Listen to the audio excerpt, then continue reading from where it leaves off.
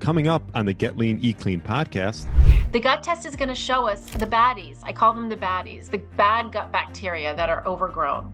It'll also show us some of the good guys that are most likely overgrown when we're in a state of gut dysbiosis. But it tells us a lot of other really interesting things. It tells us, for instance, if we're reacting to gluten.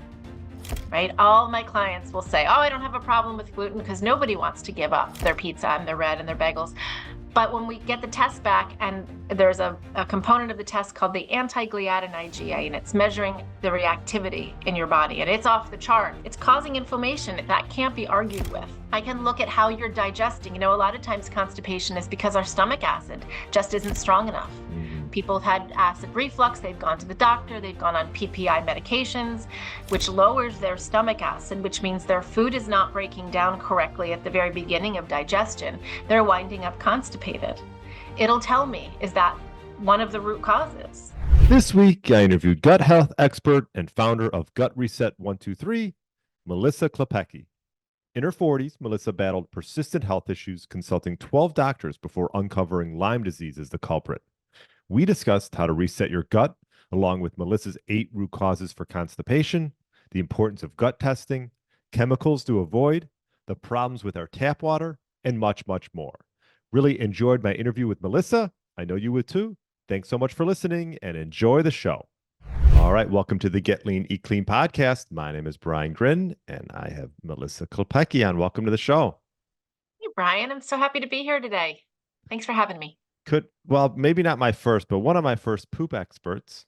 Is that a good title? Sure, yes, I'll take it. And if I had known that this would be my path 10 years ago, if you told me I would be talking on national podcasts about poop, I would have said, absolutely not. But here I am. It's just so important. It needs to be talked about. Yeah, it's like I feel like some people don't want to talk about that stuff, right? Most people don't want to talk about that. In fact, when I sit down with a client and I start to talk about it, I get very short, one-word answers with a look of shame. And it shouldn't be something we stop talking about once we're potty trained. We should be having conversations with our providers, with our children, with our elderly parents, with our peers. Yeah, well, maybe we can get into like what changes throughout. You're a child, right? You're probably pooping I don't know how many times children poop, probably after every meal, right? Yeah, right. And then as we get older, we're lucky. Some people are lucky to do it once a day. That's what we strive for every morning. A good poop every morning is the way to go. But I have plenty of clients that poop once a week, and it's normal for them. And that's the other thing. When providers talk to clients or patients and we say, how do you poop? And people say, fine. And you say every day, and they look at you, no. And you say, how often? And they're like, once a week. It's been like that forever. It's not okay. We can talk about it, but there's a lot of downline effects that happen when you're not moving your bowels regularly. And by regularly, I mean at least once a day. Okay. Yeah. And what made you get into this aspect of health? I know you said you were in acupuncture starting out back when. So I started studying acupuncture back in the 90s in Chinese medicine, which is really the root cause medicine. You know, it's the way it's always been in Chinese medicine. And so I was trained really well, really early, and wound up myself contracting Lyme disease. But I went undiagnosed for 5 years and was told that I was maybe clinically depressed, that I needed to get more sleep. I was a mom of 2 kids. Of course, I was tired. I had symptoms ranging from numbness to a lot of GI problems to plenty of orthopedic complaints that would come and go almost as if I was faking it. One day it would be my neck. I wouldn't be able to turn my head. 3 weeks later, it was my sacrum. I couldn't bend over. There was no rhyme or reason. And then after finally being diagnosed and treated in a Western medicine setting with a ton of antibiotics, because I learned that not only did I have Lyme disease, but I had other infections. If anyone's listening out there, Lyme disease rarely travels by itself. It's carried by a tick most often. And I picked up 3 other bacterial infections along the way, Babesia, Bartonella, and Rocky Mountain spotted fever, all requiring different antibiotics and different treatment. And I obliterated my gut health. Trying to heal with the antibiotics. Yeah.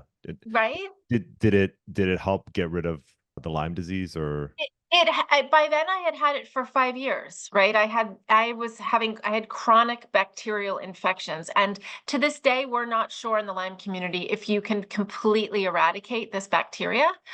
I continue to test positive today, but I am symptom free. But I did a number on my gut. And it was almost as bad as the symptoms of Lyme disease, the isolation, right, that I felt when I couldn't go out to eat with my friends because I would look at the menu and know that every single thing on the menu was going to make my stomach upset. Mm. Right. I was eating just a handful of different foods. I, was pooping so irregularly that I couldn't do the things that I love to do. I was an outside hiker. I loved to hike, and I was exhausted from Lyme disease, but I also was so unsure of when I was going to need to use the bathroom that a 4-hour trip into nature wasn't happening for me. So it really was, life altering in a very isolating way. And what I realized as I got into treating and working with more and more people with tick-borne disease and undiagnosed environmental illness, it's sort of the people that come to me. The one thing that they had in common is they're all constipated. So if gut health is off and you're not pooping and you're trying to do any sort of detox or any sort of killing of anything, and you're not able to get that out regularly out of your body because that becomes toxic as bacteria die, or they release chemicals, very, very toxic. It's why a lot of Lyme patients wind up sicker, called a Herxheimer reaction, when there's just too much toxic fallout. And so that's the work that I'm doing now, while I still continue to work to help people find healing from chronic undiagnosed illness. The one thing everyone has in common is this constipation. It's a big problem. I know some people when they travel too, they get constipated. What would you say the reason behind that is? It's just a There's a different. lot of reasons. Okay. Well, I've identified 8 root causes of constipation. And I did this work because when I went to the doctor myself and asked, okay, why is this happening? Why am I constipated? I went to just a gastroenterologist who did an endoscopy, which is the throat down the tube, a colonoscopy, which is a tube up the butt. And I was under 40 at the time. And then even I did something called a capsule biopsy, where you swallow a camera and it takes pictures Mm. as it goes through Wow. your entire digestive system, and was told that I was fine. Hmm. I had a ton of stomach pain and a ton of constipation. And when I asked why am I constipated? The doctor said, I don't know, just eat some fiber and drink more water and take Miralax and you'll be fine. And I said, fine? Doesn't sound like that's going to fix my problem. And he sort of looked at me quizzically, like, he was, didn't really understand what I was after, the fixing of the problem. This was a solution, but it definitely wasn't healing. And so there are 8 root causes. There are 8 reasons, unless somebody has had operations and has adhesions and there's physical blockages, which is a reason for constipation. I'm talking about people who, maybe at one time had normal bowel movements and now all of a sudden they're constipated. I've identified 8 root causes, which range from definitely fiber and water, right? If we're not getting fiber and water, we're going to be constipated. But to things like toxic mold exposure really shuts down the bowels. Parasitic activity. If you have a high level of parasites, you're going to have problems pooping. If you've got a fatty liver and your liver's not working correctly, it's another reason. And a lot of these work together. So there's really rarely just one root cause. But if you go to the doctor and he says, drink more water and eat more fiber, and you're not doing that already, and that's the root cause of why you're constipated, okay, it's fixed. Awesome. But for most people, it's not that easy, especially when it's been chronic. And you came out with the gut reset, right? Gut Reset 123 is a program I developed mostly because people in a chronic constipation situation are very isolated. The illness is very isolating. And so when you can heal with others and you have a community and you're working together, learning new things and setting new goals and creating new healthy habits, it's much easier when we have accountability partners. So Yeah. the program is a 12-week program. At the very beginning, we're all doing gut testing. That's really important. If you're listening out there and you're like, I've tried everything. I've done the water, I've done the fiber, my liver's fine. I go through in my master class next month, all 8 root causes, so people can really help to self-identify. And you say, I've done all that. Everything's fine. It's time to gut test. Stop Yeah. guessing. The gut test is going to show us the baddies. I call them the baddies, the bad gut bacteria that are overgrown. It'll also show us some of the good guys that are most likely overgrown when we're in a state of gut dysbiosis. But it tells us a lot of other really interesting things. It tells us, for instance, if we're reacting to gluten, right? All my clients will say, oh, I don't have a problem with gluten because nobody wants to give up their pizza and their bread and their bagels. But when we get the test back, and there's a component of the test called the anti-gliadin IgA, and it's measuring the reactivity in your body, and it's off the charts. It's causing inflammation. That can't be argued with. I can look at how you're digesting. A lot of times constipation is because our stomach acid just isn't strong enough. Mm-hmm. People have had acid reflux. They've gone to the doctor. They've gone on PPI medications, which lowers their stomach acid, which means their food is not breaking down correctly at the very beginning of digestion. They're winding up constipated. It'll tell me, is that one of the root causes, right? So there's so much we learn. And then once we learn, we know what to do next. But if you're operating in the dark without the testing, it's difficult. It's a lot of guesswork. And gut health testing has come a long way, probably from, if you can tell, for the last probably 10, 20 years. What test are you utilizing? I know there's quite a few out there. Yes, I use a test called the GI map. Okay. There are a few out there. There are some that give you a lot more information. And, the truth is gut testing is this next new frontier in medicine. Everybody is trying to figure it out because we're learning really interesting things. Like if we compare the gut microbiome, and when I say microbiome, I mean the stuff that's living in your gut. That's your microbiome. And you have, for instance, heart disease. And I compare your microbiome to 100 other people with heart disease. There's a lot of similarities in those microbiomes. And the question is, by shifting the microbiome, can we shift out of that heart disease pattern? We already see something called fecal transplants, very successful in people who've had a bacterial infection called C. diff, right? C. difficile is a bacteria that gets into the intestines, and a lot of people wind up having part of their intestines removed. Yeah, so the test will tell us that too. The testing is really where it's at. And then once you've got the test, you build your protocol. You go, I've got a little bit of this and a little bit of this, and then you know how to heal it. Also, the cool thing about the test that I really like is that so many people are into taking probiotics, which I'm like, yes, we all need good gut bacteria. But if we're taking, number one, the same probiotic month after month after month, you're growing in your garden, in your gut, a garden of just tulips, a monocrop. And what we really need is a huge garden of wildflowers. And that happens by taking in different kinds of probiotics from food, from things like kimchi and kombucha and yogurt, and then different strains. If you look at the back of your probiotic bottle, it'll tell you exactly which strains you're taking. You take the test, it shows you which strains you're missing. Those are the ones you take, right? And then we nurture those, because we have to remember that as we're growing this garden in our gut, we need to have good soil to plant those seeds into, first off, right? Do we have healthy, good gut lining? And second of all, are we feeding them? Because you put all those good gut bacteria in there, and then you have a really low fiber, low polyphenol. Polyphenols are the chemicals that are in those dark, leafy green, vibrant red, carrot, orange colored vegetables. And that's what is feeding that gut. And so we need to take that all into account. What would you say some of the big culprits are that have sort of caused this evolution of just like dysbiosis in the gut? You mentioned antibiotics. What else would you say would be causing it? Yeah, antibiotics is huge. And there are studies out there that says 3 to 6 months it takes to put good probiotics back in. Once you've had one round, 10 days of antibiotics, you've wiped out all the good guys. But that's a big one. Alcohol, not great. Artificial sweeteners, pretty bad for your gut. And glyphosate. Glyphosate is the chemical that's sprayed on our grains in this country. It's why it's not sprayed in Europe. It's why you can eat bread in Europe or pasta in Europe and feel fine, and then come back here and try to do the same thing and your gut's all out of whack. It's the glyphosate. It's not the gluten. So there's a great book, if anyone's listening and interested. Stephanie Seneff is a doctor out of MIT. She's amazing. She wrote a book called, I think it's called Toxic Legacy. I've listened to her. Yeah, I'm familiar. Yeah. So, if she says all the time, if you knew how bad this chemical was, you would be doing everything in your power to avoid it.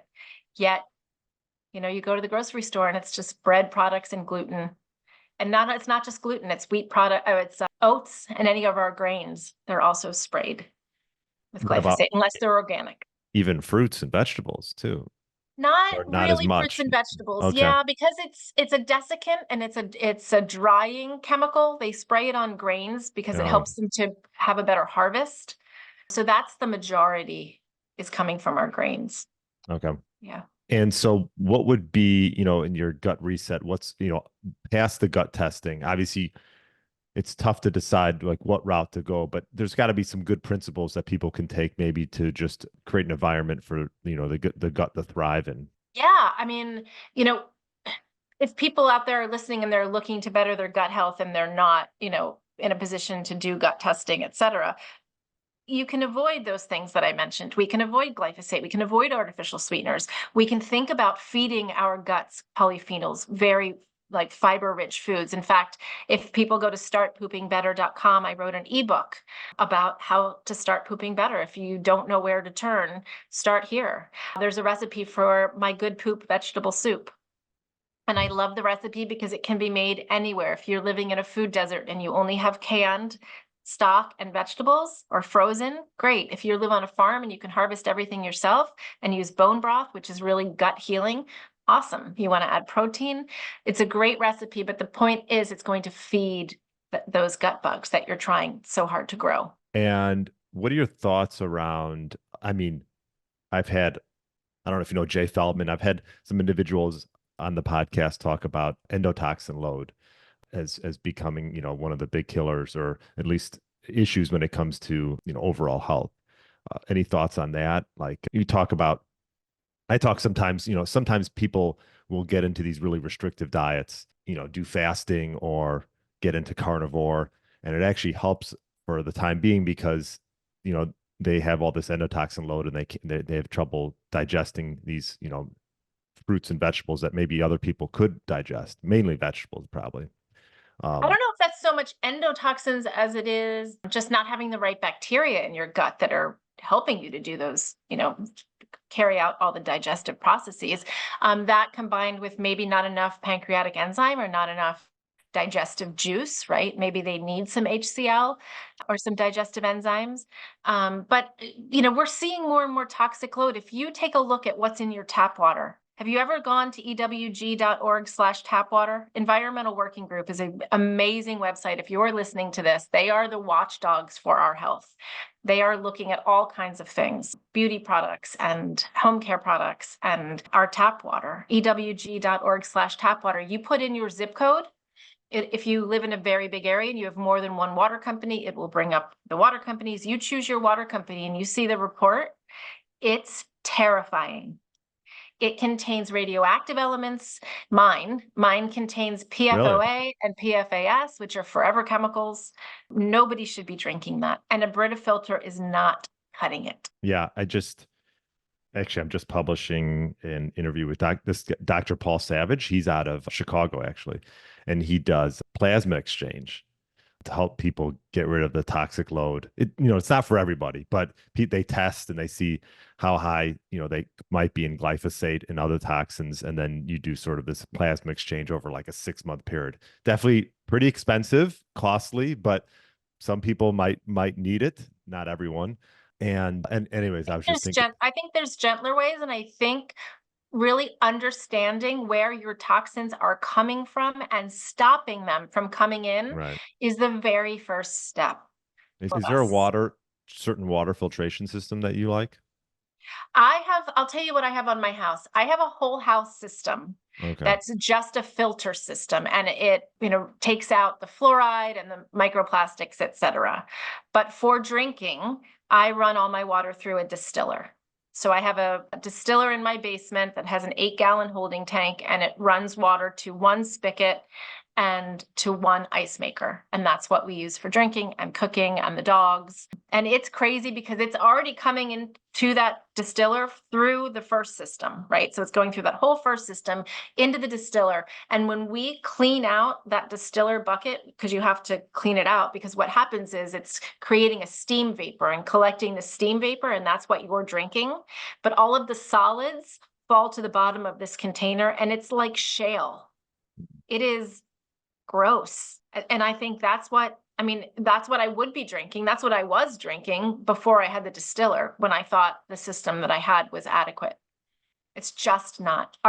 We need to drink too much water these days, right? We need a really half of our body weight in ounces of pure, clean water so that our kidneys can do their job and our bodies can operate. And if your water is toxic. So ewg.org, which I've been to before, /water, is that what it is? /tap water. /tap water. And then you'll sort of see, so how your county or your city rates as far as their water.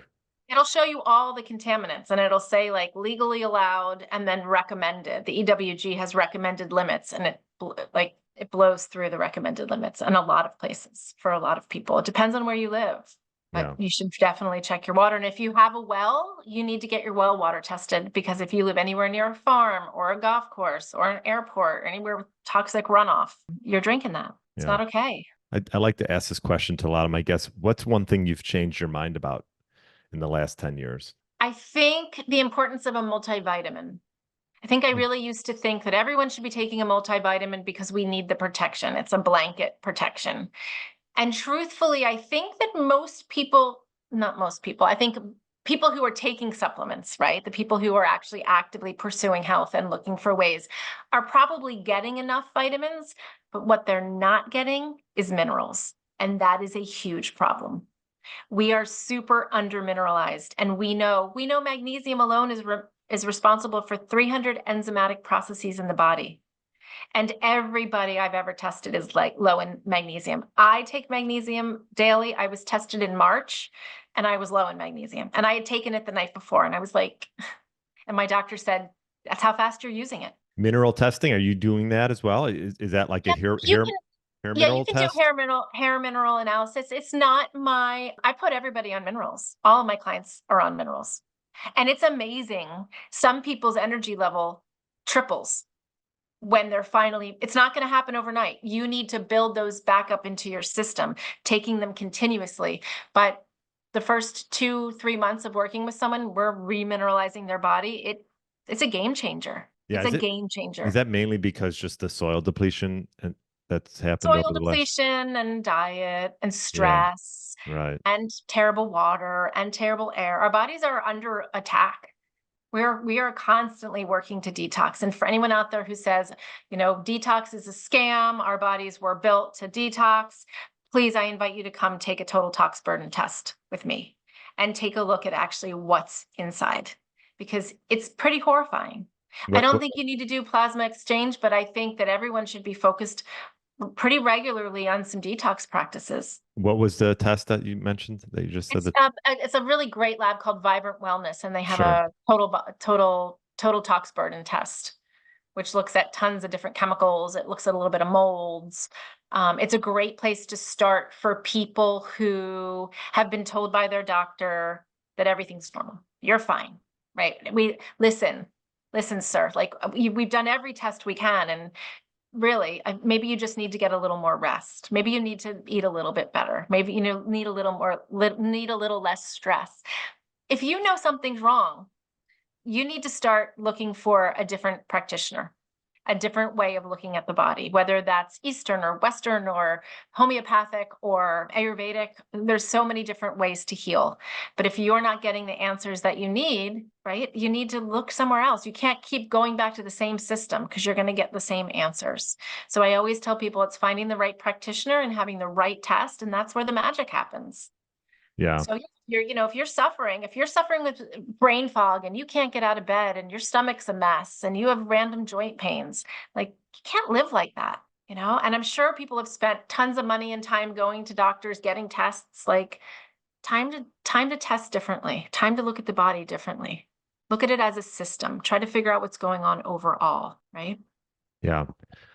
I mean, it's like you sort of got to nowadays. I mean, you have these general practitioners that are trained a certain way to, treat things with a lot of pharmaceuticals, and there's a time and a place probably for that. But like, I think it's important to have like someone that's more on the natural side and a wellness advocate like yourself, or even myself. I just went through FDN. I don't know if you're familiar with FDN. Okay, yeah. So that GI, thank you. GI map was a big one. I was curious of what gut test you used. So I like that one. I mean, I've run gut Zoomers and things like that, but some of it's just so much information.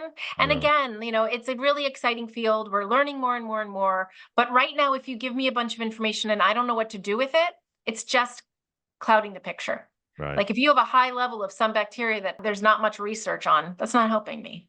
GI map, every line is actionable.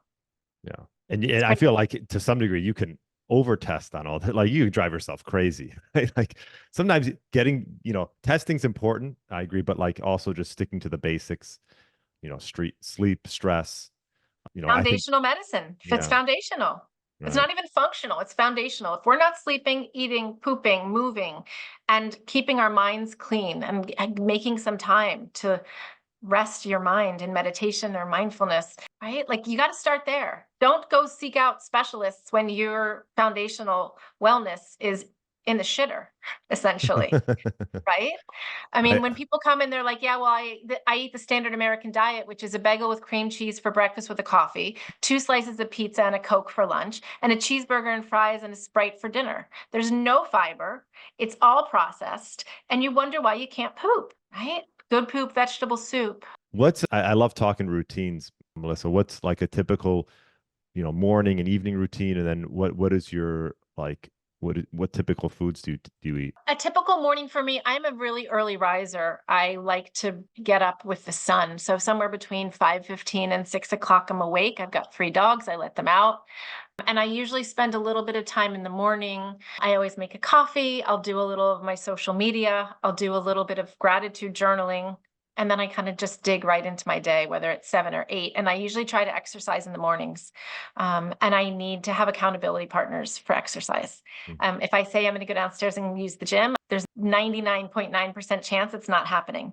But if I make a plan with a friend for a walk, if I have a Pilates class, if I'm hitting tennis balls or racket sports with people, if I've signed up for something, I commit and I do it. So I've learned that I'll be 54 next month, and it's taken me a long time to realize that. But it's really important in my day to get movement in. And then in the evenings, I'm a really big fan of detox baths, Epsom salt, baking soda, a little bit of essential oil. I have a little ozone generator. Sometimes I'll do an ozone bath. And I try to start breaking it down, 8:30 is when I'll wash my face and take my bath and kind of ease into bed. And I'd love to be asleep by 9:30. As far as diet is concerned, it's a question that I don't like to answer because I think it's so important for people to do the work to figure out what makes your body feel best. And the answer is not the same for any 2 people based on the fact that we all have incredibly different microbiomes with different needs. I eat meat, I eat dairy, I eat some gluten, I eat a lot of fruits and vegetables. I try to eat lower carb because I feel better. If I eat something with a lot of carbs, I usually wind up sleepy, and I like to keep my energy up. So a high protein breakfast and then something with protein, obviously, for lunch. And dinner is sort of my favorite meal of the day because I have a family. Sort of that's our family time. And so I want to cook healthy for them as well. And But what yeah. you talk about fiber? I mean, what type of, fiber foods would you recommend for individuals? I know everyone's a little bit different, but what are some of the Handle fiber, right? If you've got good digestion, the goal is 30 different fruits and vegetables a week. And a serving is like a nectarine, that counts, right? Or a whole banana, that counts. But there are vegetables, some people can't tolerate oxalates. So things like spinach are really hard on their bodies. I like things like onions and asparagus, which have a lot of fibers in them. And then I literally make that good poop vegetable soup, and it's sitting in the refrigerator. And when I'm hungry, that's what I'll have, that with a hard-boiled egg and some crackers, maybe a slice of cheese where for where lunch. where's the recipe for that on your It's at website? startpoopingbetter.com. You go to Start Pooping Better and you get a whole little ebook delivered to your Oh, the to your good poop box. vegetable soup recipe. You're holding back on us. I There see. it is. It's there Free. for you. Okay. I'm gonna have to look at that. And maybe give the 3 quick tips for better bowel movements. Maybe give a little bit of I mean, you might have talked about them already. Yeah, I mean, I think, if you're struggling out there, I think we have to always look at food, like food and hydration first, right? If you are standard American dieting and not getting enough fiber, it's good poop vegetable soup can change that all for you. So like think about what you're taking in, number one. Number two is if you are the kind of person that gets up in the morning at 6 o'clock and expects to be out the door at 6:28, how much time have you left yourself to poop? If you're waking and you're shot out of a cannon and your heart rate spikes and you get into that fight or flight state, there ain't no chance for that morning bowel movement. Yeah. When I work with clients that have a hard time there, there's a meditation that I developed with a meditation teacher that really helps to relax you and take you into a parasympathetic state in the morning so that you can go empty your bowels. You do the meditation, drink a glass of water, have your bowel movement, take your shower, and get on with your day. But that requires you shifting schedules. People have a hard time waking up earlier. They just need to go to bed earlier. So that's tip number two. And then, you can really take a look at probiotics and digestive enzymes. How are you processing your food? Ask yourself if you've ever been on a ton of Tums. I used to eat Tums by the handful, if that's you, or if you have been put on a PPI by your doctor because you had acid reflux and you were on it for a while and now you've developed constipation, you could have killed your stomach acid. So trying something like digestive enzymes and probiotics on your own can make a difference. Better to know exactly which probiotics because they're not cheap. Yeah. You're spending 50, 60 Expensive. bucks on a bottle of probiotics. And if they're not the ones you need, you're not going to see a difference. That's why people will say, well, I took probiotics and it didn't help because you probably took the wrong ones. And if you're taking digestive enzymes, but what you need is betaine HCl to raise, to have a little more stomach acid, won't make as much of a difference either. That's why, again, it's best to test. But Yeah. you can try those things for sure. Yeah, I feel like, especially with probiotics, there's so many out there now. It's like you could throw a lot of money at it and not necessarily see any results. And if you say to me, like, I'm not going to spend the money on myself to get tested, it's an investment, but it's an investment in yourself, in your health. I can't think of anywhere better that anyone could ever spend their money. But if it's not something you're willing to do, then at least rotate your probiotics. Look at the back of the bottle. Read the ingredients. Is it lactobacillus? Is it bifidobacteria? Get a wide range. It's been over a year. I had Dr. William Davis on. I'm sure you're familiar with him. Yeah. And yeah, he was talking about I think we talked about his yogurt. Yeah. I think Haven't he has his made own it, haven't, recipe, right? what's that? He has his own special recipe. Yeah. I don't make yogurt. No, I haven't. Okay. Did you make it? No, haven't. We have actually, he's not the only person I've had on he sent me a yogurt maker. It wasn't him, someone else. And my wife makes a lot of things and we have it. I'm like, Greek yogurt's expensive. It is. It adds up. You get like quality Greek yogurt. So maybe I'll let you know. Maybe we'll start making some yogurt. I think it's not so easy. And there's, but I forgot the yogurt maker I have, but I got to look that up. It's one of those things, like once you get it, you get it. Kind of like sourdough bread. Like your first couple loaves are really hard, but then once you figure out how to do it, all those COVID things we tried. Yeah, exactly. Well, this is great. What other things would you say for individuals that they could do maybe outside of food to sort of help, reset their gut? Well, not so much in terms of resetting gut, but things you can do. If you're a pooper that goes to the bathroom and you're sitting on the toilet for a half an hour and straining, that needs to end immediately. That is not good practice. You're going to wind up just hurting yourself and getting hemorrhoids. I recommend that everybody buy themselves a squatty potty. Oh, I got one. Squatty potty is a little piece of plastic. And if you don't want to make the investment, you can actually take your trash can and turn it, if it's square, turn it on the side and just get your knees up so that you're sitting tall with your knees up and that your bottom's lower than your knees. And that way you're in the proper position to poop. It makes pooping so much easier. I recommend if you have constipation or you're straining or have hemorrhoids, it's a $20 investment for a squatty potty. Like, start there. I mean, you could literally take, if you wanted, like 3 books and put them on each under side. Each foot. Right, yeah, under each foot. Yeah, you just want to make sure you're in the right position. And again, with these suggestions, like, give it some time. Like, don't expect to, put your feet up and like have a miraculous poop. Like, it's about building a system that works for you. I also say to people, if your whole podcast is like eat lean, get clean. If people are eating a very low fat diet, that can also be a problem. I like to think about lubricating from the inside out if people are having dry, hard stools. And there is a medium chain triglyceride oil, MCT oil, that was made famous by Dave Asprey and his bulletproof coffee. And you can do that. You can add that a little bit of MCT oil. Even if you're ketogenic or if you're fasting in the morning, it's not going to break your fast. You can add a little MCT oil to your coffee, and that can help to lubricate you from the inside out as well. Some vitamin C and some magnesium citrate can also help people move bowels naturally. You don't want to, anything that you're doing. Coffee? I mean, coffee works The in natural your mouth, laxative. Right? and up your butt, right? I mean, coffee enemas can really Oh, help yeah. people. Have you ever done Yeah. that before? I have, a lot. Can be really great for people with brain fog. It's very clearing. It's actually a practice that stimulates your liver. It's less about moving your bowels and more about stimulating your liver. So if fatty liver and sluggish liver is a root cause for your constipation and you're able to help your liver health, guess what? It's going to help over time. Yeah.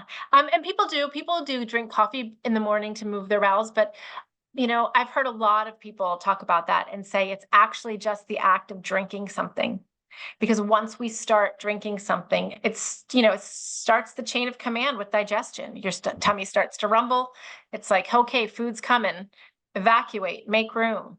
So whether that's coffee or tea or water, you can get the same effect. One thing I found for myself, and even for some individuals that I've talked to in the past that maybe get on they're fasting, they're doing some carnivore, they're not pooping as much. I know I don't fast much anymore, like I used to. I wasn't eating enough probably from that, and wasn't getting enough protein in. So I started adding in some meals and adding in some fruits, a little bit of vegetables, but mainly fruits, and that really helped with bowel movements. So I think people that can maybe overdo, just if they're just eating meat, I mean, that could cause constipation as well. Well, think about it. You're not feeding your gut bugs. So you can, I like a carnivore, ketogenic, intermittent fasting, purposefully cycling in and out. Yeah. Right. I don't, and especially for women, I think it can be really disastrous, especially with skipping breakfast. I'd rather have women skip dinner, and you have to be really careful around your period. But I think that if you're not feeding those gut bugs and you're on a long-term sort of meat-only program, right, you're going to run into problems. Those people need to get a gut test. Yeah. Let's see what's missing and start. And so maybe, you figure out a way to have really, on the weekends, you're doing lots of fruits and vegetables. And then during the week, you're doing your keto or your carnivore. It's my assistant that just walked in. Yogurt maker ultimate. Oh, that's the name of it. Okay. See, she's ready. She's primed. She's probably I got her. I got her "Here we pumped up. She's ready to go. She's gonna make some yogurt. Yeah, and you can add all kinds of different strains to your own yogurt and really, Yeah. make some pretty neat stuff. So I It's like a guess whole the name of science experiment. the name of the yogurt maker is called Ultimate. Ultimate. Cool. Yeah. Anyways, this was great, Melissa. Where's the best place for people to find you? So my website is my name, melissahallklepacki.com. There's all kinds of information about the work that I do. Gut Reset 123 is my program that launches September. It's a live cohort. Again, I think it's really important for all of us to be in it together, right? So we have live Zoom calls and we have a Facebook group. And so people can check that out there and start pooping better. Start making some good poop vegetable soup. Get your gut on track. Winter's coming. You're going to be so psyched to have this soup recipe. Yeah, you got to patent that. Yeah. I'd just be happy if the world starts eating it. Okay. You can take it as your own. Put your little logo on there and send it out to your people as a little gift. There you go. Yeah, I mean, hey, build a community, right? And also your ebooks on startpoopingbetter.com. Love that you got that URL. Yeah. Must have paid big money for that one. Sure, everyone was clamoring for that one. Excellent. Well, it was great meeting you. I appreciate you coming on, and I will put links in the show notes so people can find you and learn about your work. And yeah, if you're constipated, Melissa's the one to go to. Right. You got to fix it before you have bigger problems. Exactly. Well, thank you so much for coming on. Yeah. Thank you. Thanks for listening to the Get Lean, Eat Clean podcast. I understand there are millions of other podcasts out there, and you've chosen to listen to mine, and I appreciate that. Check out the show notes at briangryn.com for everything that was mentioned in this episode. Feel free to subscribe to the podcast and share it with a friend or family member that's looking to get their body back to what it once was. Thanks again, and have a great day.